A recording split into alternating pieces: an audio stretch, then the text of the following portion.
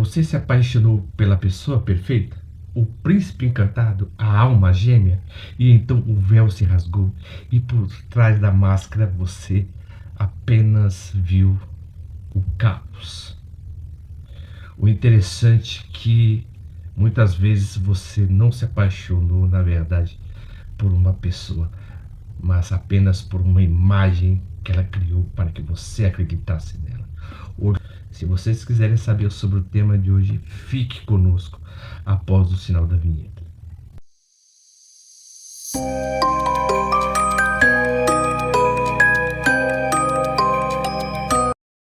Platão, no seu livro chamado Fedro, ele percebeu que Eros é aquilo que faz falta. Nós apenas amamos aquilo que não possuímos.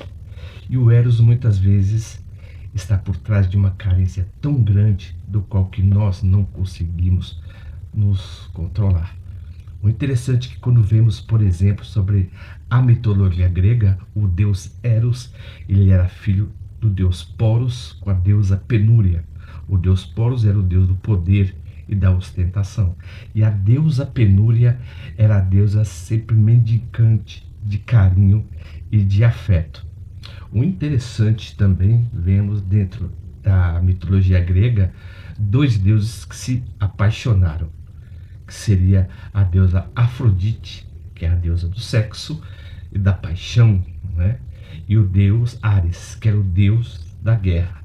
O interessante é que quando olhamos, por exemplo, dentro da mitologia, vemos que a paixão e a guerra sempre entra em guerra constante, e que o amor e a carência também da mesma maneira. O interessante, quando o Arthur Schopenhauer ele fala o mundo como vontade e representação, ele está ostentando, na verdade, falando sobre o véu de Maia. Porque o desejo, na maioria das vezes, ele é uma espécie de véu, porque não vemos, na verdade, a realidade. Vemos apenas aquilo que se representa para nós. Então, que para Schopenhauer, o mundo que vemos é uma representação, ou seja, é uma ilusão. O interessante é que dentro da mitologia hindu, né, vemos a história, por exemplo, da deusa Maia, né?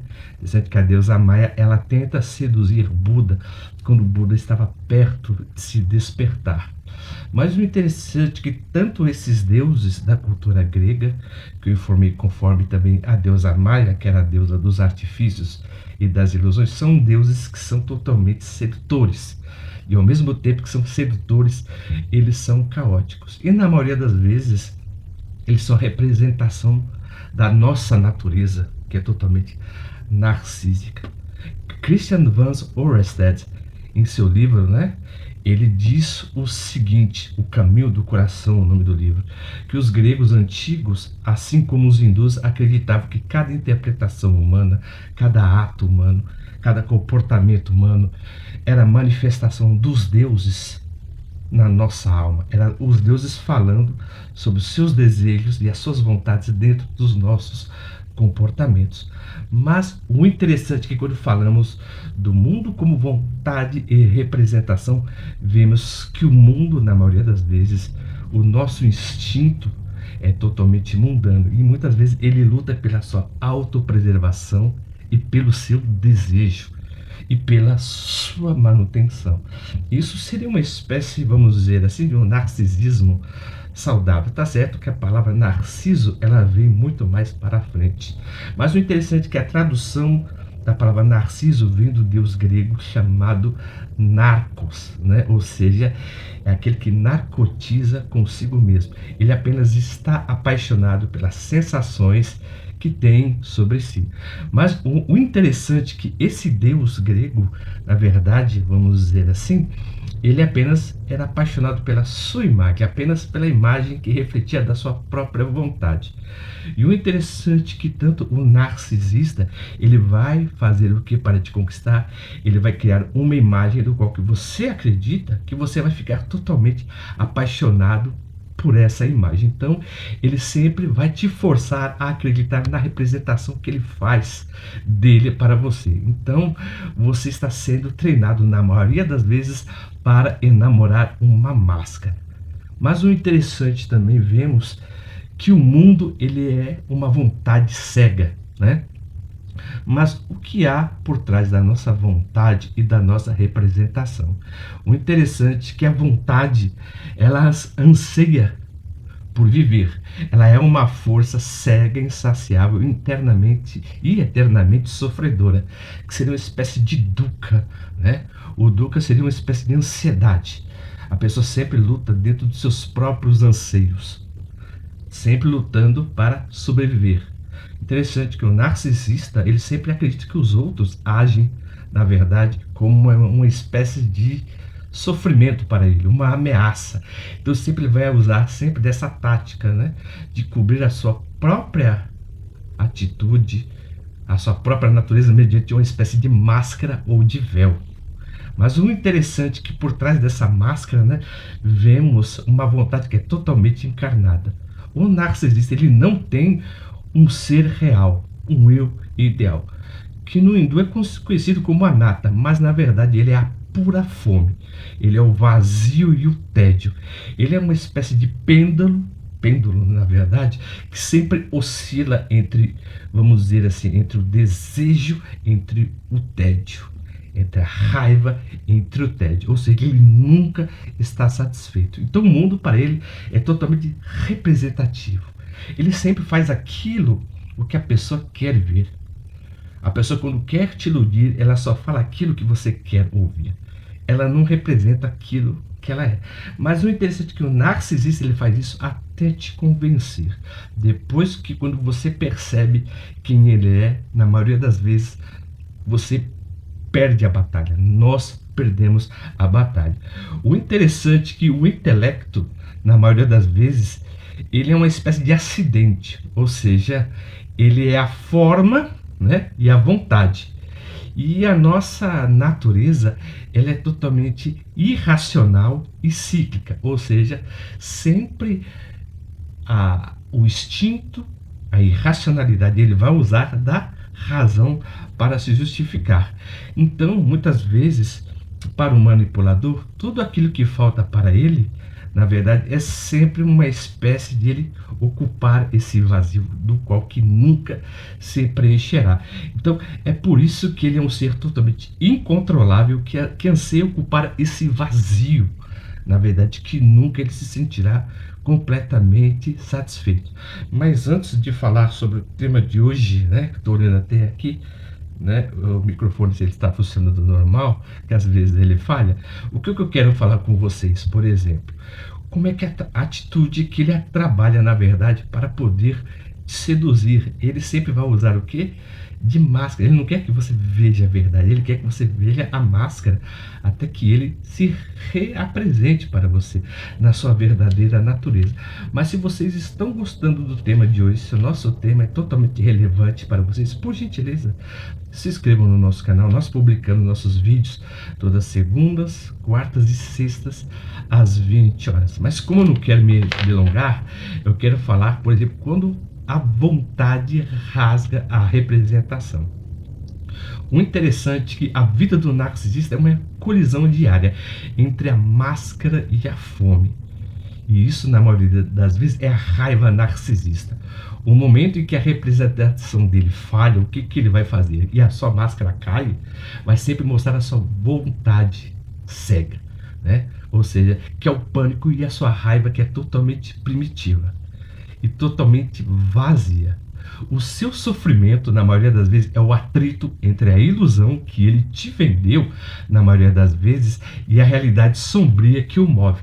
Então você tem que perceber o quê? Que o narcisista, e todas as pessoas que na maioria das vezes que se relacionaram com o narcisista, ele sempre tem o costume de representar aquilo que o outro quer ver. Ele não quer mostrar aquilo, o que ele é, porque ele sempre se sente totalmente ameaçado, ele sente um desejo incontrolável de controle, né?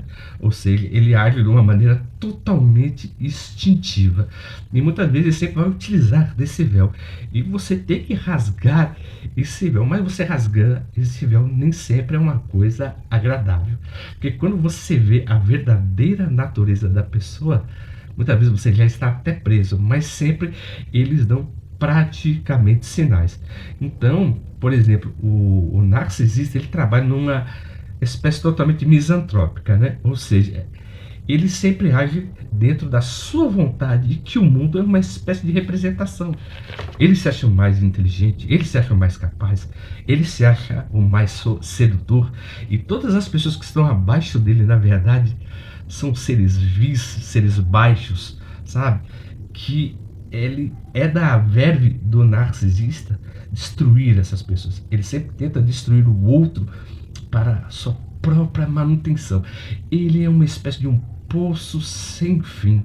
Tá? Ou seja, quanto mais você se entrega para ele, mais energia você perde e mais da sua vitalidade. Porque na maioria das vezes ele é uma espécie de um vampiro. Tá? O interessante é que a vontade do narcisista ela é movida, por exemplo, entre essa vontade cega. O narcisista apenas é o caso, né, que ele se apresenta, que é da maneira mais óbvia. Ele sempre vai fará tudo para te conquistar. Depois que ele te conquista, ele tenta o quê? Te destruir. E muitas vezes no processo, quando ele te conhece, o que ele faz? Ele é uma pessoa totalmente carinhosa, sedutora, né? Atenciosa, mas quando você o despreza, na maioria das vezes, ele começa a ter sinais. Mas muitas vezes, quando você está apaixonado por uma pessoa, nós, quando estamos apaixonados, nós não vemos o sentimento que sentimos sobre a pessoa, não vemos a sua máscara rachando, porque na maioria das vezes nos relacionamentos as nossas máscaras sociais elas se desbotam e também só conhecemos as pessoas mediante o relacionamento. Mas o interessante é que a libertação que uma pessoa pode ter ao se relacionar com o narcisista não é consertar a máscara que ele faz, que é a representação, porque sempre vai colocar outra máscara. Ele sempre vai tentar te seduzir, que quer mudar, mas não, ele não quer mudar, ele quer drenar a sua energia e sua força. E muitas vezes você tem que parar de acreditar nesse teatro que ele faz, porque tudo que ele quer, na verdade, é sempre roubar a sua liberdade, roubar a sua vida, para que na próxima vez que ele te conquiste, você fique dependente dele e que você seja uma espécie, vamos dizer assim, de um ser totalmente carente, que já está o idealizando, por mais, né, que você esteja com a mente, vamos dizer assim, debilitada. Ele vai falar que é a única pessoa que te ama, que ele é o único que te compreende. Ele quer que você se rasteje por ele. Ele é um monstro que deseja, e eu não falo isso de uma maneira totalmente irresponsável, mas ele é uma espécie de monstro apenas que quer que você dê tudo aquilo que você tem para ele e que ele não tem nada para dar de volta. E se ele dá, é apenas dentro do mundo lúdico dele, do mundo que é sempre cheio de representações. E ele faz você acreditar que se você merece ou não o amor dele, é uma culpa praticamente sua. Então o mundo dele é sempre cheio de quê? De ilusões, magias, táticas, todas enviesadas pela natureza da sedução. Se vocês gostaram do tema de hoje, se o nosso tema foi totalmente pertinente para vocês, por gentileza, se inscrevam no nosso canal, aperte o botão das notificações e dê um joinha. E como sempre, eu agradeço o carinho e a atenção de todos que ficaram conosco até o final desse vídeo e até a próxima.